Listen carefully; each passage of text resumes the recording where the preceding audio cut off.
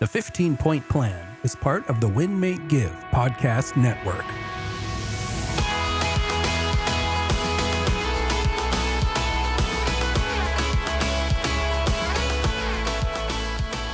Welcome back to another episode of the 15-Point Plan podcast. My name is Ryan Greigg, and, well, usually I'm here with my amazing co-host, Jacqueline Smith. But today, ladies and gentlemen, boys and girls, I have a very incredible special guest with me. I have a friend. I have somebody in the real estate world and construction world. I have a guy that I've looked up to for the last decade. He's a cool dude. He's a father. He is somebody that is heavily involved in his life with his family. And he's just one of those guys that when I think of, I look up to him. And I'd like to welcome to our 15-Point Plan podcast, my friend, local Bellingham legend, and Mr. Tony Moceri. Tony, welcome to the podcast. Thanks, Ryan. You might have overstated that a little bit, but you're good with the flattery, so I appreciate it. Well, Tony, you're a humble guy, and I said that you say it's an overstatement, but as we dig into this podcast, I think our listeners are going to realize that you actually are that man. And sure, maybe a little bit of a joke, but I think what you do is pretty legendary in all reality, like in all ways, man, not just what you've done with Moceri Construction. But I see how you show up as a dad. I see how you show up as a husband. I see how you show up as a person in the community.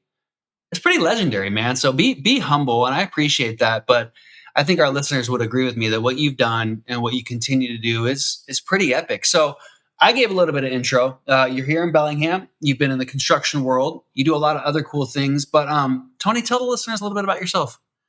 Yeah. So, man, I first and foremost am all about just kind of having fun. Love being active, getting out. I want to be someone that can, if someone asks me to go do something, I can go do it.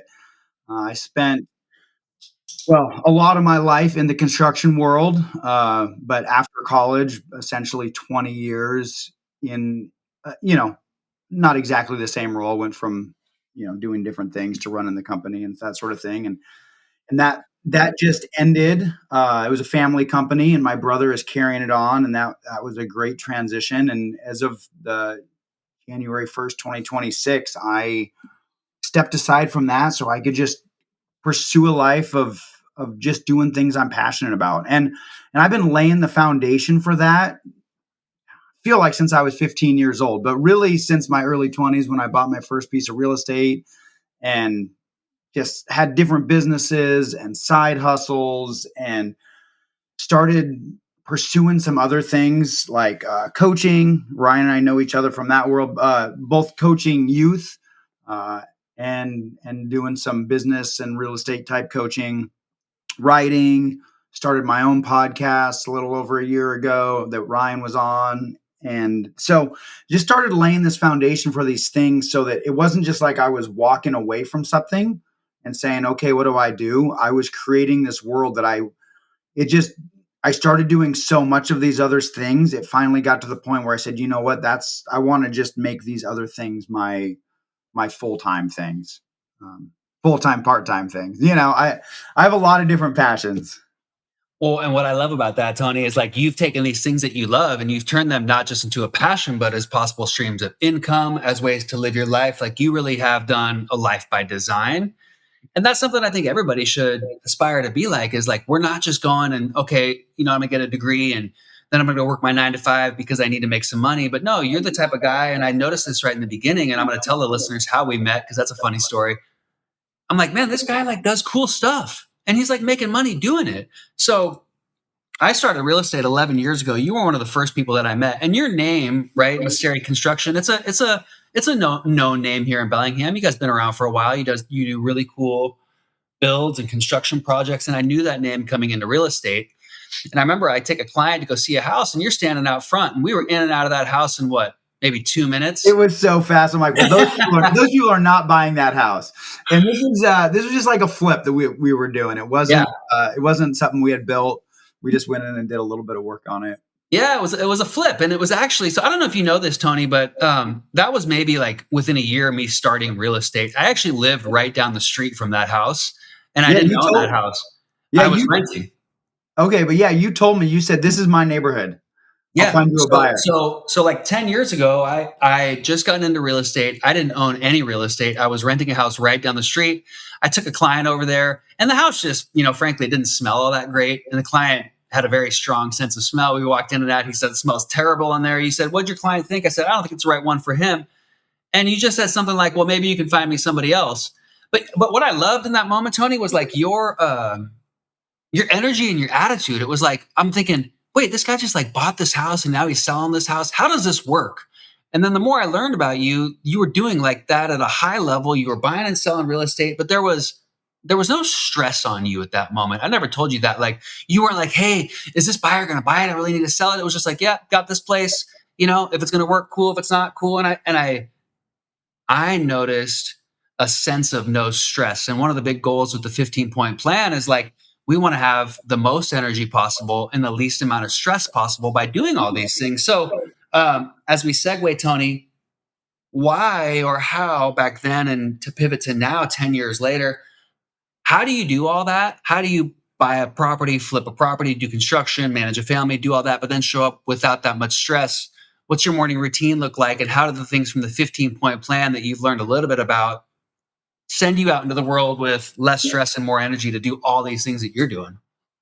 So it's interesting. I want to talk about stress a little bit first because I am not without stress, and I was definitely not without stress for a lot of years. I was under a lot of stress, and it was all about managing that stress. And part of what I have realized in my life is when it's stress that I can control, or if it's a decision I made that's creating the stress, then I can handle that.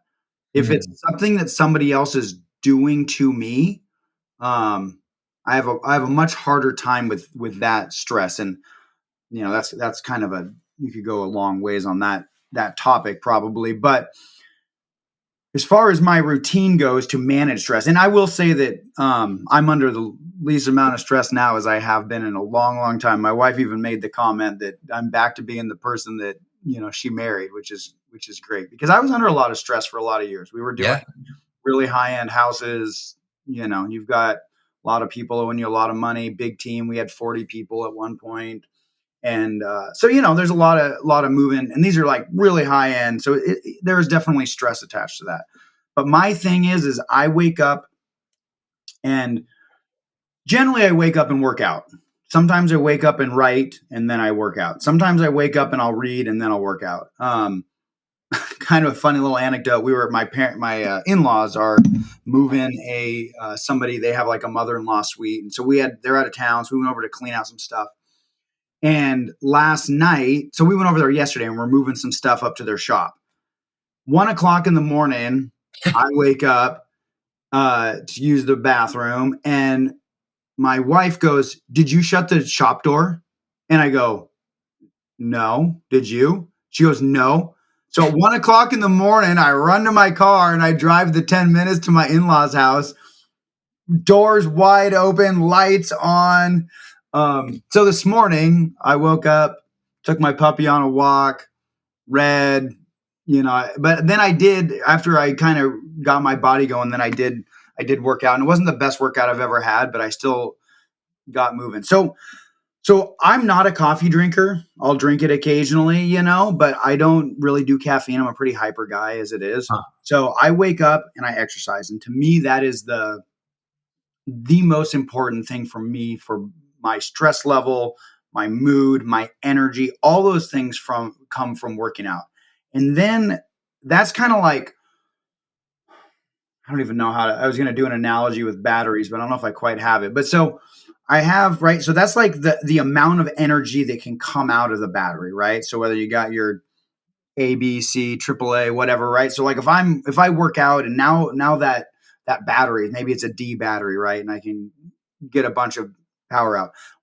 I rejuvenate that battery. I recharge that battery by writing, reading, and kind of shutting it down. Even sitting on the couch and watching sports, that sort of thing. I don't sleep that much, which I know isn't great, but I've also read a lot about it that some people just naturally need a little bit less sleep because I never set an alarm. I sleep Huh. from 11 to 5 or 6 in the morning. The only time I set an alarm is on Fridays when I go and play basketball at 6 a.m. because I just got to make sure that I get up in time. Yeah. But other than that, I never set an alarm, Interesting. Yeah. and I just wake up naturally. But I still have to like recharge it. And that's like the reading, the writing, and we can talk about writing a little bit more. That's become a really big part of my life. And just understanding that in myself is a big part of me having that energy, keeping my stress down, keeping those cortisol levels where you want them, all of those things. And doing stuff I love, like getting out and coaching with the kids and that sort of stuff. Yeah. It's just like stress reducer. Well, getting out and coaching with the kids, I imagine that comes later. And so what I'm hearing from that, what I hear is kind of a common thread with a lot of the guests that we've had or people that do these types of things is that you spend time in the morning to yourself. Yep. Before we go out and we give, like we use the battery analogy, but we all know the cup analogy. It's like you're going to go as soon as I and you leave the house, you got a company or you had a company to give to 40 plus employees at one point. I got a team I got to manage. We got kids. As soon as we leave, it's about giving to the world. But what I heard with you that's similar to me is like, as soon as I wake up, I need an hour, maybe two even to give to me. And that comes in the movement, that comes in working and moving my body. But like you added, working and moving our brain through writing, through reading and doing those things. So what I'm hearing, and maybe a takeaway for the listeners, is like, when you get up first thing in the morning, especially if you have kids or you're running a business with team members, it's okay to be a little selfish. Pour into yourself for that first hour or two of the day. Get your energy boosted, get your mind right, feel good about it, get excited, do some things that you love. It's going to be a lot easier to give to your people throughout the day. Is that kind of what you're saying? 100%. I have a friend that I've known her my entire life basically, and she started doing acupuncture, and I was going to her. I was having, I don't know, some sort of back thing or whatever, and so I was like, all right, I'll go check this out. And she was like giving me that questionnaire you would kind of get at any medical office, right? How many cups of coffee, blah blah blah, how much you, and she knows me really well, but she's still going through all the checks, and we hadn't seen each other that much as we become adults and all the things. And she goes, "You don't drink any coffee?" And I go, "No." And she starts asking about my routine, everything. She goes, "Your exercise is your coffee." I'm like, 100%, and I can feel it all day. And this is something that I think is important, is like everybody, like they see these videos on YouTube and whatever, and these workouts, it's like you're getting ripped, right? Well, today it was like pretty casual on the elliptical for me. I was tired because I woke up in the middle of the night. I got this puppy who's been disrupting my sleep, and so today I just got on the elliptical, moved my body for about 40 minutes, did some stretching. I was at my shop, and then I shot a few hoops, and finally here it's the middle of the day and I'm feeling good. But I can't say that I, am more prepared to go run a marathon today because of what I did or anything, but it got the blood flowing, got the juices flowing. And that's what the workout was for today. Sometimes, yeah, it's to get more fit, reach other goals, that sort of thing. But sometimes it's just to get that blood flowing. 100%. And me and you, right? We're business people. We're not endurance athletes full time. We like to pretend. I like to pretend like it sometimes, but we're not training to go run. Well, Tony, I take that back. I literally am training to go run a marathon in September. Yeah, So I can't say that, but like we are working out in the morning to build energy to go perform in business. We're not working out in the morning to train because we're professional athletes, right? And I'm training so that these 7th and 8th graders, that I can hang with them when we're out there for cross country. And when they start getting too fast for me, they got to go on to high school, and I need a new batch.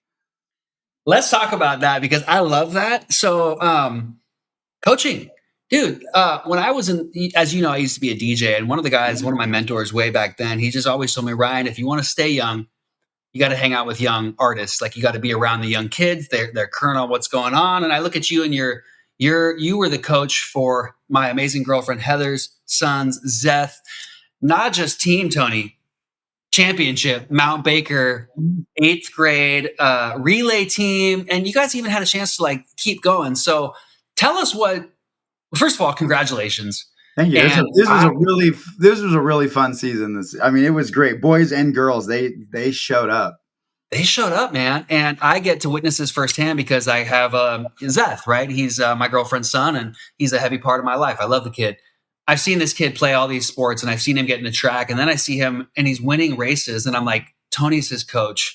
How cool is that to see some of your athletes go out there and win these races, and like watching these kids grow? What does that do for you? How much energy does that give you? It's a blast. So I say there's like life taking things and there's life giving things, right? Hmm. And I had too many life taking things in my world for quite a while. Um, and that and I say that it was definitely sometimes you have to go through those struggles to reach some of your goals. And I was doing a lot of things, but some of them were definitely life taking. But coaching has always been one of those life giving things where it was like, and I do get paid something to coach at the school now if I'm coaching the junior high or high school. But I've been coaching now for, man, I don't even want to say, people are going to know how old I am, but I think I'm like 25 years now or something I've been coaching. And is that right? Can't quite be right. I'm not quite that old. A little over 20 years, I guess. Yeah, we're right about the same age, right? We're right about the same age. So a little over 20 years, I guess I've been coaching.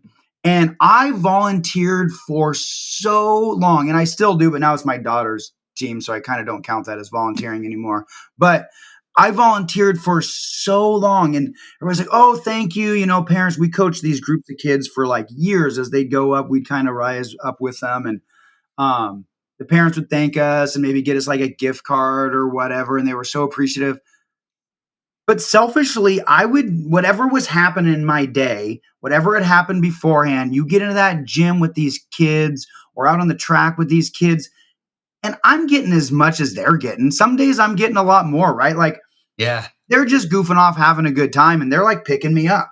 And so it's you can't be in a bad, they see through it so fast that you can't BS these, like, they see through all that stuff. You've got to show up, you have to be present. I leave my cell phone behind unless we're going to go off campus. But otherwise, leave it all behind. And it's just great. Actually, it's, you feel like a kid again. Well, and it's super impactful. I mean, I'm sure people tell you this all the time, but what you're doing is making a massive difference in the community and the world because you're working with these next generation kids. And you're at Mount Baker High School. There's some great kids there, but there's probably some kids that could use some inspiration, some bigger picture thinking. And so, not only do they get this coach in you that knows about track, they probably haven't even asked you or don't even realize, like what I said in the beginning, what you're doing on the legendary status of investing and doing what you love and traveling and writing and reading and doing all these cool things. They're going to find out about that at some point, and they're going to go, wait, my cool track coach that helped me win a championship also does these cool things.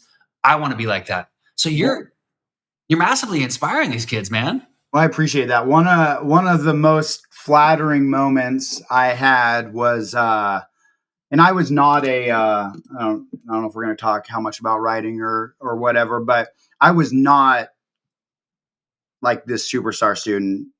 Couldn't read well, couldn't write well. But I published a book about a year and a half ago, and a couple of the kids that I coached, they spotted my book in a bookstore and they bought a copy. And then the library asked me if I'd donate a copy to the school library, which I was obviously happy to do. And Cool. and so yeah, it has been cool to have these kids see that other sides. And the relationships with the kids, it really varies, right? And you get all types. The Mount Baker community is a incredible community. It's a loyal community, but it's like you have all types. It is a diverse, you're out in the middle of the country, out in the county, but it is a diverse school on a lot of levels. And so, yeah, you get all types of kids, and certain ones you kind of connect with more for whatever reason. And I still have relationships with kids that I coached when they were in second grade, and now they're in their mid 20s. I rent to a few kids that I coach too. I've hired kids that I've coached. One of them just had a baby, and he lives real close to me. I saw his I saw the baby on a walk with her mom. And so, really, really, yeah, it's really cool stuff. It's a blast. It's super cool. And it's just like, again, another way of, are you familiar with the Japanese principle Ikigai, Tony? Have you Tell me heard of that about at it. all? Tell me about it. So Zeth and Bentley left yesterday to go to Japan. Right? Oh, They're lucky. they're literally in Japan as we speak with like 20 classmates, and so they're there right now. Right? They're gone for the week, and there's this Japanese principle called Ikigai, and if you look it up online, you'll see basically 4 circles. I think you've mastered this.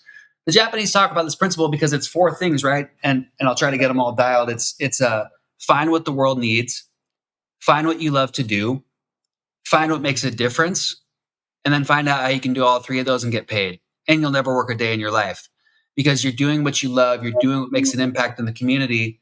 And then if you can figure out how to get paid to do that in multiple ways. Okay, so Tony's hanging out with a bunch of cool kids running track races. He's playing yard games. He's going out and traveling with his family in his bus and then writing blogs about it. Tony, you've figured life out, man. Like you're doing cool things, you're spending time with your family, and you're earning some income doing it, and you got real estate to support you. Like, what have you not done that you do want to do? And then I want to talk about the book. Oh man, the list of things that I haven't done that I want to do is longer than things I've done. That's. I mean, I could talk about all the things I want to do. I want to go to Japan. I know that's on the list. Right? I love traveling. I want my writing that I do. I would love for that to, and I get to do some of that kind of travel adventure writing. I would love to do more of that.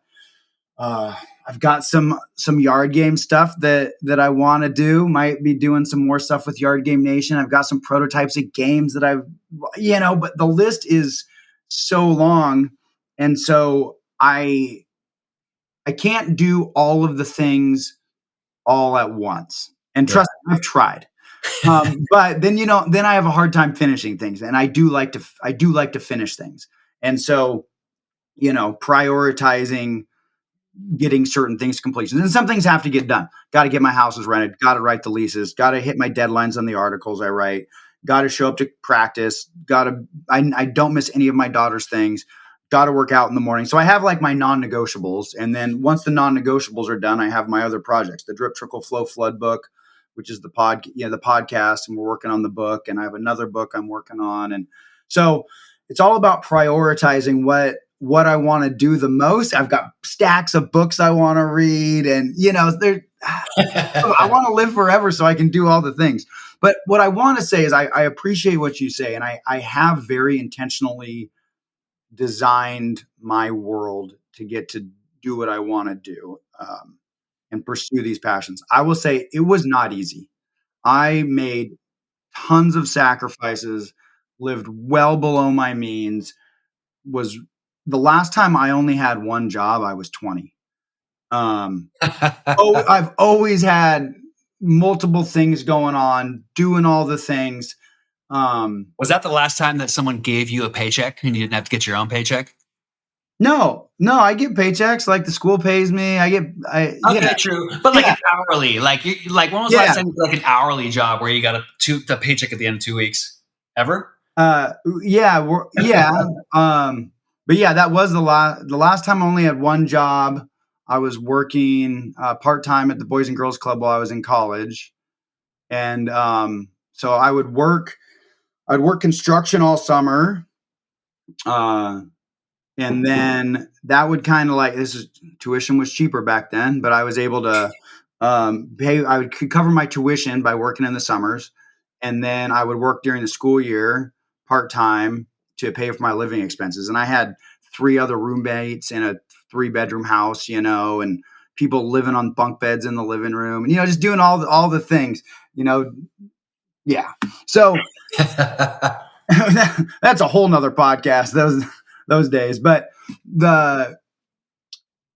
lost my train of thought a little bit here, but what I was saying is, so then one summer I wanted more. And so then I started working at the Boys and Girls Club and construction. I'd get the Boys and Girls Club at 7, open it up for the kids that were coming to camp.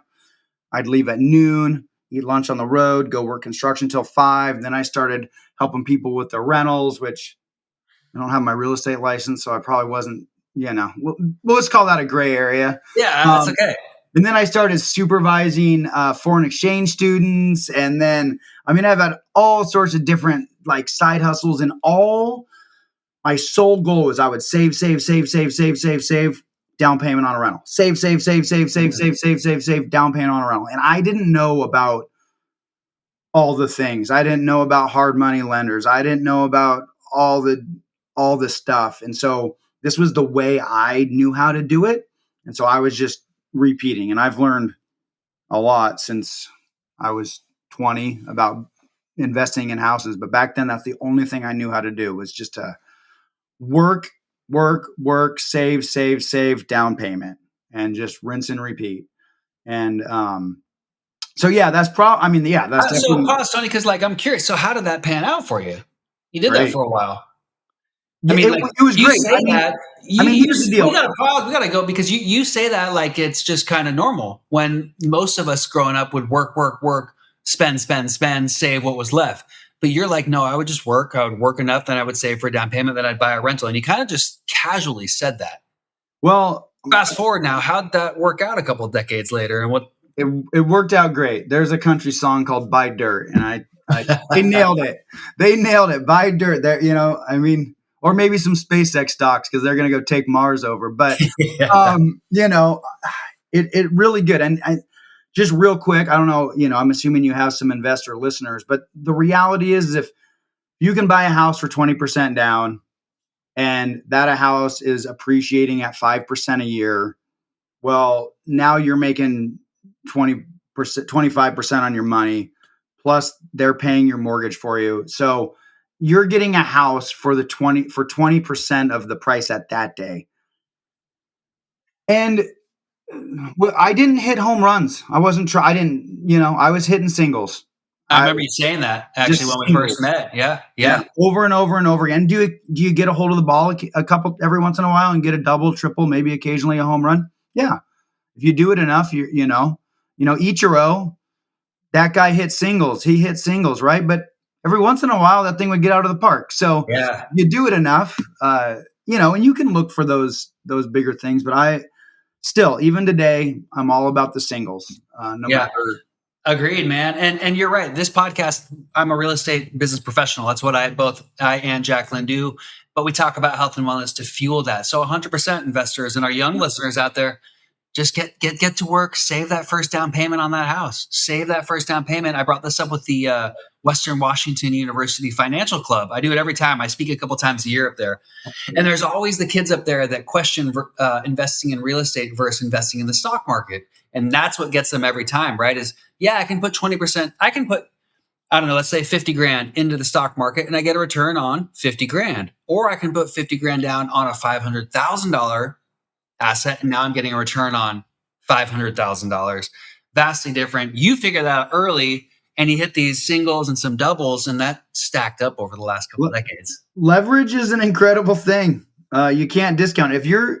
If you don't want leverage, then investing in the stock market is great. And it's not that I don't invest in the stock market, but if you don't have any money, which I didn't, then that leverage is super powerful, because it allows it to grow faster.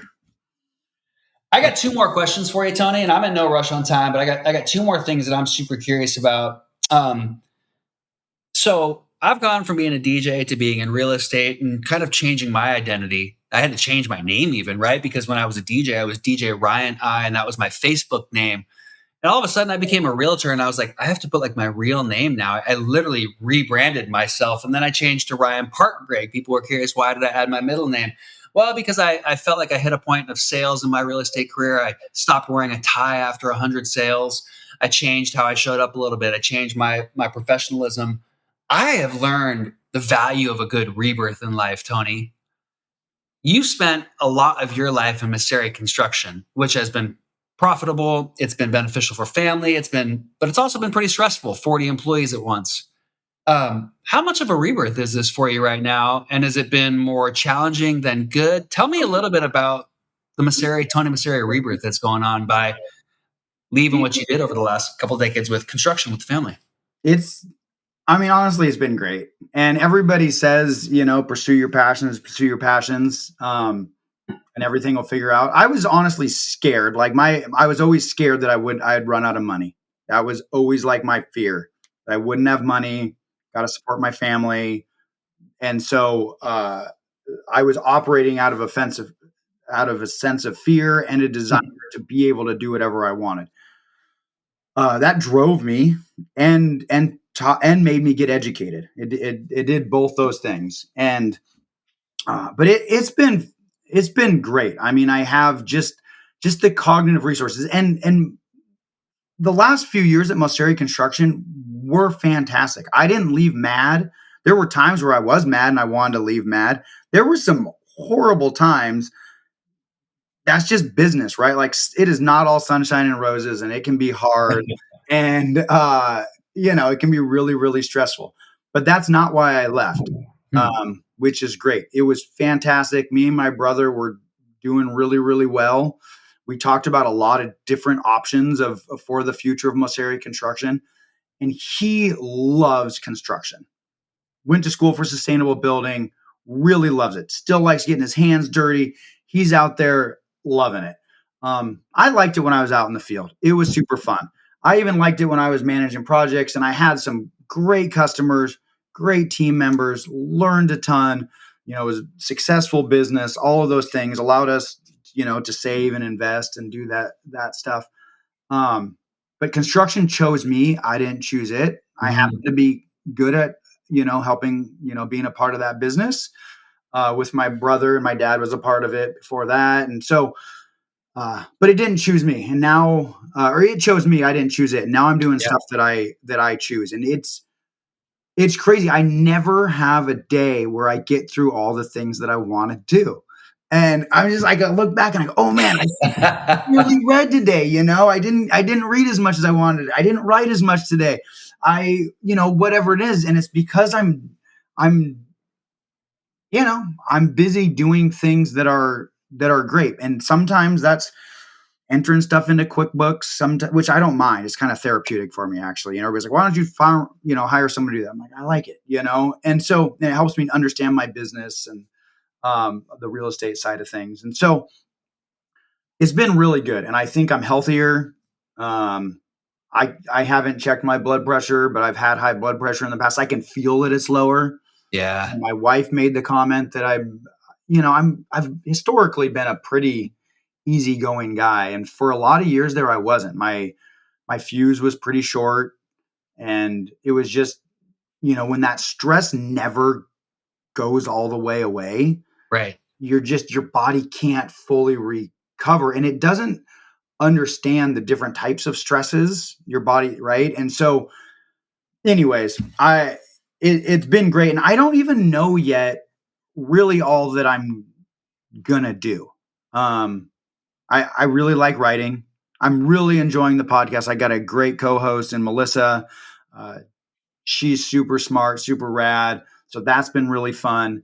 And I'm going to continue coaching. I might do more business and real estate coaching. I'm pretty selective. I want it to be people that I feel like it's definitely a win-win, and that we're having a good time doing it. Yeah.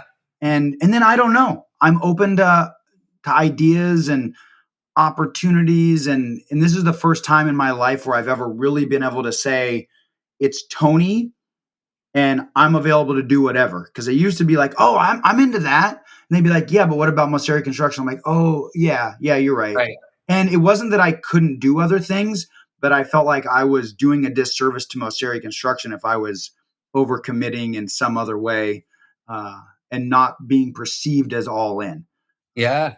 And so it's been great. And I'm back there in the world more. I'm back out in the world more. I'm being more social. I'm getting out. You and I had coffee a few weeks ago. That's what kind of actually seeing each other at the track is I think what was getting together. But I'm just back out there more and interacting with people and catching up with folks and meeting new people. And and how cool and maybe a little hard was that to hear Lindsay, your wife, say, it's the Tony I married. Like that's maybe, like I said, maybe a little hard to hear, but also like I'm onto something here. Yeah, it was hard to hear. But I wasn't unaware of it. Like I knew I wasn't me all the time. And we're still having fun. We're still doing things. I still feel like I was being a good father, having fun, doing all those things, but I didn't have that bandwidth, right? Like living Yeah. with people's hard. Yeah. Making, life throws things at you all the time. And when you don't have any other extra stretch in you, then it's easy to go from like good mood to bad mood instantly. And if I didn't have a way to expel that bad mood, and for me, that's exercising. 100% I same. didn't have that like readily available because we were doing whatever, then everybody around me would suffer, you know. Now if you're like, all right, things aren't going good, okay, I'm kind of in a bad mood, blah blah, whatever. There's enough bandwidth there that I can stretch it out and then go be by myself, go for a walk in the woods, work, exercise, read some. I get this weekly newspaper that's nothing but comics. Read some just the funny pages, and just like go do the things that is going to recharge that battery, kind of a thing. Where I didn't used to like have the wherewithal or I didn't have enough patience to even get to that point. So Tony, yeah, I think this is like everybody in the world needs to hear this, because I think what I'm hearing is kind of a summary here. You made a choice, man, that the average human is so afraid to make. You are going through stress all your life, right? Like you're always stressed out because of work, because of things, but also because it sounds like you knew deep down like construction wasn't what your soul was meant to do. I love how you said construction chose you. I had never thought about that, but music chose me. My best friend was a DJ. I looked up to my best friend. He started buying records. I wanted to be cool like him. I started buying records. But I knew that wasn't what I was put on this earth to do. And it sounds like you found that out through construction. And you had so many reasons to keep doing that. Like it's your family, it's making good income, it's all these things. And most humans would just keep going because it's comfortable. But what everybody needs to hear is like you were thinking, this isn't what life is all about. I need to make a choice and make a change. One of the first point on the 15-point plan is time, how we spend our time. You decided I'm not spending my time like this anymore. I'm spending my time doing more family things, more things that I love, more hobbies. That's another point on the plan that a lot of people overlook is like, well, I'll get to those hobbies when I make the money and when I do the things and when I get all this stuff done. But we're living a boring life. You've mastered this stuff of like, you're mastering your time, you're mastering your hobbies.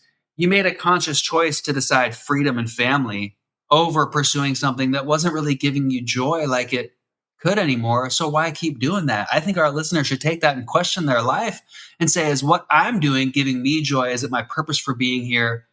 Am I doing all these things, or should I make a choice like Tony did to pivot, to just change? I think that's respectable, dude. And I think what you did is super cool. And now, because you've made that change, you're sitting there going, dude, I have so much time. All these ideas are coming to me that just simply didn't have space in my brain. So I'm excited to see what comes from Tony Moceri because of all the potential time you've got now. well, I appreciate that, and it wasn't an easy decision, right? I mean, it was a big change for my brother. He may like it more. I don't know, Yeah. but yeah, big change for him, and the big change for our annual income changed significantly, and my wife and I talked about what that meant, and um, but fortunately, we've been working really, really hard. This has not been a solo mission, and we've been working really hard to get to a point where uh, we can make that choice and say how much do we really need. Um, and I'm not done. I love business. I love doing stuff. I'm not done. I'm not retired. I'm just doing different things. And so it is and I think that's an important differentiator. My friend was talking to me about his mom, and she had the same job for I don't even know how long she was there. Long time. And she had a few more years to go before she retired. And she hated her job. She was just sick and tired of it. She ended up quitting, getting a job as a barista, did the math. She knew she was going to have to work like twice as long. So, like 6 years instead of 3 years. And she loved her life. She was having Yeah. so much fun with these young kids, being a barista, seeing the people come in. And that's when it dawned on me. And that was probably 6-ish years ago. where we had this conversation and I'm like, okay, if she can do it, so can I. And like I was already doing a lot of these other things and I was already laying the foundation, but I still didn't have like the confidence to do it. And so that story was definitely a nudge for me to say, okay, let's like actually work towards this. And obviously a lot of other things have to happen also. But Work towards it. But as I ask you the last question, I bring up the last thing. I think that it's important that we know you don't always have to have it figured out before you go do it. Sometimes you just got to cut and then you figure it out, right? And that's going to segue into the last topic, Tony. I want to talk about your book, which I can see why your students maybe saw it and grabbed it because the cover is freaking awesome. thanks. Like the cover to that book is super eye catching. I remember when I got it, I'm like, this is a good looking book. And I kept it on my desk, and then we moved, and I read through it and stuff. And so I pulled some of the takeaways that I just wanted to share. And then we'll talk about that book, A Wandering Mind by Tony Moceri, that I think all of our listeners need to go buy. But the last takeaway that came up was don't wait for the perfect plan before living your life. You don't have to have it all figured out before you decide to go make a change. And like I said, like hobbies is one of the things from the 15-point plan. Like another takeaway is like get outside, spend time with people you love. But after this 40-minute conversation with Tony Moceri, I'm hearing the reason you're so good at what you do, Tony, and that you're going to keep being good at what you do and that more cool things are going to come. You're a super curious guy. Like that's why you've got so much going on. That's why you never finish all the things that you want to do because you want to learn more, you want to read more, you want to talk. You're a curious person. And I think staying curious is something that you are very good at. And our listeners can learn a lot from of how can I have a little bit more fun in life? So tell us about A Wandering Mind, Tony, your book, what the listeners need to know. And let's end with that. Yeah, so you mentioned journaling. So I don't do like a formal journaling thing, but I started a blog when my daughter was born, and that blog was essentially me journaling. It was called The Working Dad, and it was just going to be like all about working while being a dad. The Working Dad was taken, so I had to shorten it. But I ran out of stuff to write about. I don't know, a few months in, and so it just changed to like something would happen. I write about it, and there'd be a lesson at the end of whatever, and little anecdotes, a lot of self-deprecating humor, just fun stuff that would happen, but sometimes a little deeper, right? Whatever's going on. And I always wanted to write a book, and I had started so many books, but being a curious person, I start writing a book, and then I start writing another book, and I start writing another book, and I go, you know what? My blog is my book. So what I created was a bunch of these short pieces, and it's designed for people to go with you for the day, wake up, read it for 5-10 minutes in the morning. There's quotes by other people. There's poems in there to reinforce these lessons that I've learned in my life. And it's supposed to be entertaining. Hopefully you'll laugh a little bit. And so it was fun. I have to say the cover, I thought my cover designer was going to fire me. I actually offered to pay them more money during the process because I was being so the cover, I'll describe it. It's my brain, and then it's like the stuff I'm into, right? It's got basketball and cornhole and a dog and camping and a VW van and, all the basketball and all these things. And we have these cows, and I go, that's not what my cows look like. My cows look like Oreo cookies. And I go, that's not what my cows look like. And I could tell they were being annoyed. I've had a lot of customers, right? We used to have hair salons. I had the construction company. I've been working with these people for years.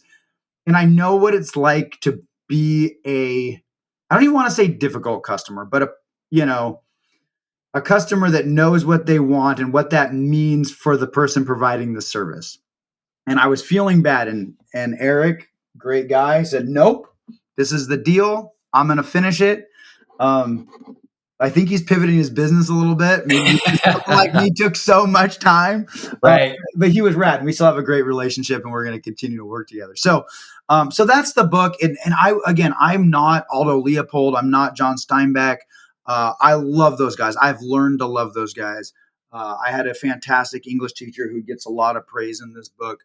She and my mom got me through high school. But she taught me to kind of love reading and writing. And so it's been a muscle that I've had to work on. And I think that's why I've built multi-million dollar homes that are just absolutely gorgeous. And I am more excited when someone says, "Hey, I saw your article in that magazine. That was great." And I think it's because I've had to work so hard to Yeah. do that. It did not come naturally to me. I'm continually working on the craft, always trying to get better. And, and I don't know, hopefully AI doesn't put me out of business, but it, so yeah, that's the book. I hope people like it. I have to say selling a book is harder than writing a book. I'm not that into self-promotion. I don't really like social media. I post on Instagram, I post on Facebook, I've got LinkedIn, but I'm inconsistent. It's not very good. I see people's Instagram page, I go, that's good. But anyways, that's just not really what I'm into. I'd rather write, be creative, that sort of thing. So I hope people pick it up. I hope people like that. I hope people listen to my podcast. We talk a lot about getting financially kind of where I've gotten and how to be able to grow income streams in a variety of different ways. And yeah, I'm really fortunate. And I'm fortunate. I've got a wife that, doesn't matter how many yard games show up at the front door. It doesn't matter what my new harebrained idea is. She's very entrepreneurial herself, so that helps. But I'm an exhausting person to be around all day. Well, you can look at it like that, Tony, but I think there's excitement in that too. Like you're not boring. You could call it exhausting, but the opposite of that is a pretty boring guy. And I think, yeah. Well, and I think she does like that in me. I do think she likes that, but I talk a lot. I never stop moving. I'm, always trying to get everybody to go play games with me. So that's why we get along, man. That's why we get along. But I think, again, to summarize this, Tony, you say a lot of this stuff casually because you've been doing it for so long, but I think there's so many takeaways for our listeners in putting in the work and saving some money and putting that down payment on a rental property and figuring things out. And then in realizing at some point, maybe in your life, this is not what I was meant to do. And it's time to make a choice and being fearless in that choice. You don't have to have a plan when you pivot. Make the pivot, do what's right, find those hobbies, get out there, do what brings you joy, and find out how to make a little bit of money doing it. You don't have to do that solely. You do a few of those things. You start hitting those base hits. Those things add up over time, man. I think you've just done a really incredible job of doing that. And I respect you a lot as a friend, as a local person here in our community, as a father, as a husband, and as a championship track coach. Well, I love it. Yeah. 7th, 8th grade track. But yeah, that was a really fun season. Well, Ryan, I haven't been able to, kick much flattery your way during this episode, but if you listen to him on Drip Trickle Flow Flood, I definitely share the love with Ryan. It's been awesome to watch you develop and grow too, since we've known each other for this, I guess it's been over a decade now, which is pretty wild. Yeah. It's been a good decade. So, Tony, what do the listeners, what haven't I asked you, if anything, and where can they find you to look online for your blogs, for your yard games, for your book? Where can they find you online? Yeah. So you can buy my book, anywhere you would buy a book. If you're buying it online, it's on most of the online places. If you're at a local spot, I've got it locally in like the Pacific Northwest, but they can order it. TonyMoceri.com is where I kind of post all my different things. There's links to all the different stuff there.